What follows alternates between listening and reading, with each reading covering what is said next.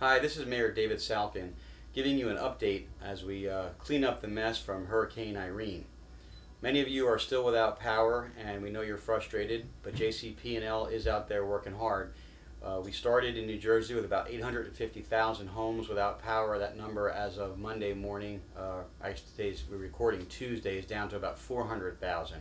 There's 395 crews out working around the clock with another 125 crews that should be online today working. They've come in from out of state to help with the power problems. Some of the substations were literally underwater and there were an awful lot of power lines that were down by wind and by trees falling through them, and I saw many of those myself.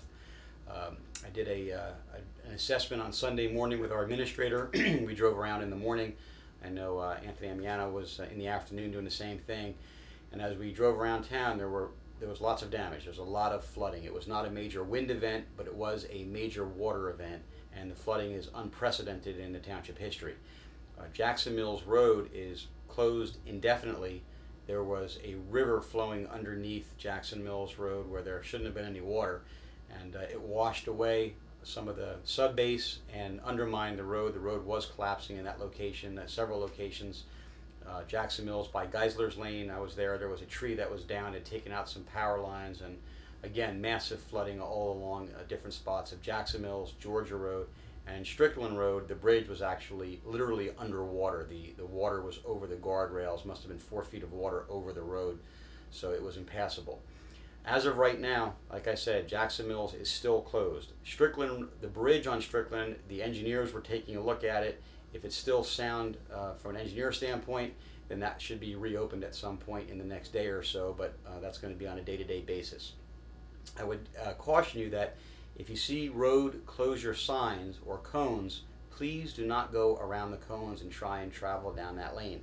Now, it sounds funny that I should even have to say that, but I can tell you I witnessed it firsthand on Sunday morning when I was out. We had closed roads and there were cars coming through anyway.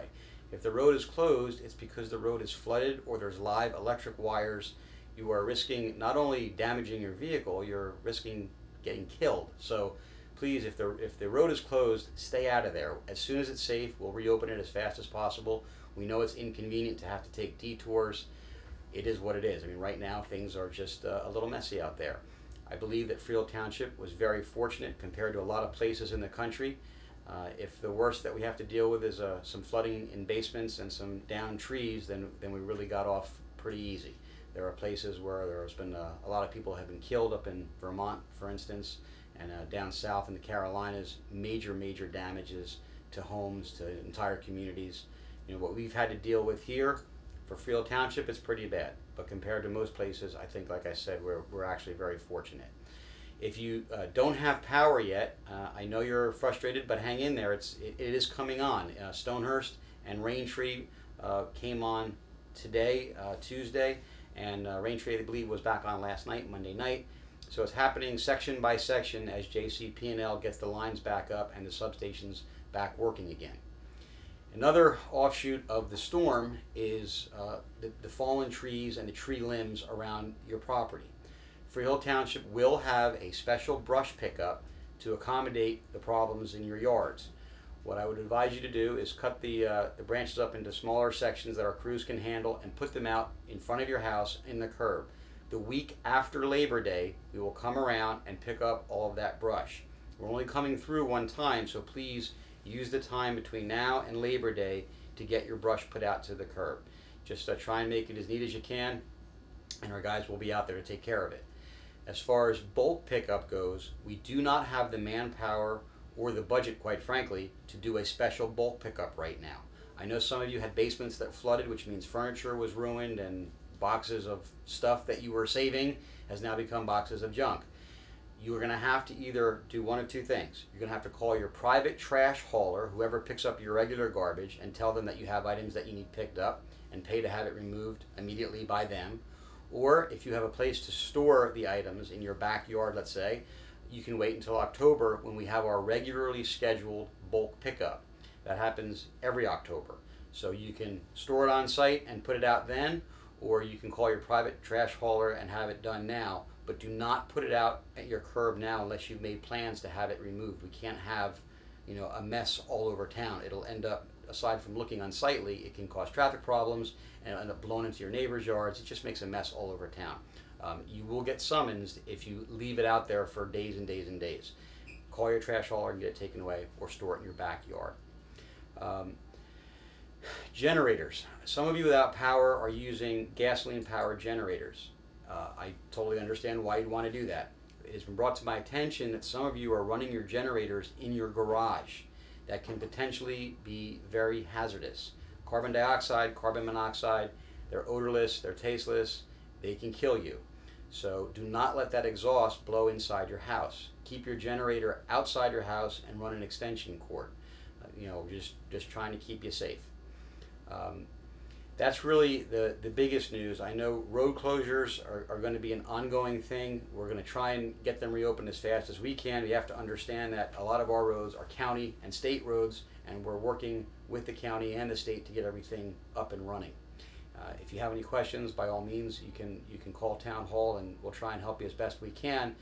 Questions related to when is my power going to come back on, we don't have the answer. All I can tell you is that JCP&L is prioritizing, trying to get the biggest lines up first and get the largest sections back online as fast as possible.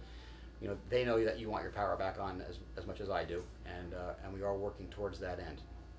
I want to commend our DPW, Department of Public Works crews, our police department, buildings and grounds, water and sewer. I was up at 3 o'clock in the morning on Sunday getting updates all night long from Scott Higgins, who runs our Department of Public Works, and his crews. Those guys were outside in extreme weather conditions, working all night long, while most of us were in warm, dry houses. So I want to just hats off to you guys. You were the heroes of the storm. You did a great job. And our fire department, all our volunteers. I know a lot of you guys were out there pumping out basements and evacuating some folks that had buckling foundations and floods inside the houses. So thank you to all of you as well. The community, as always in Freehold Township, when things get tough, we pull together, we take care of each other, we help our neighbors, and we'll get through this together. So if there's anything we can do, if you have any questions, you can email us here at the website. You can check our website at twp.freehold.newjersey.gov for updates and information on our web pages there. And you can certainly email or excuse me, or call Town Hall. We're doing everything we can to get us cleaned up, and I know we're all going to be okay eventually. Just stay safe, take care of each other out there, and check back, and we'll keep you updated as best we can. Drive carefully out there.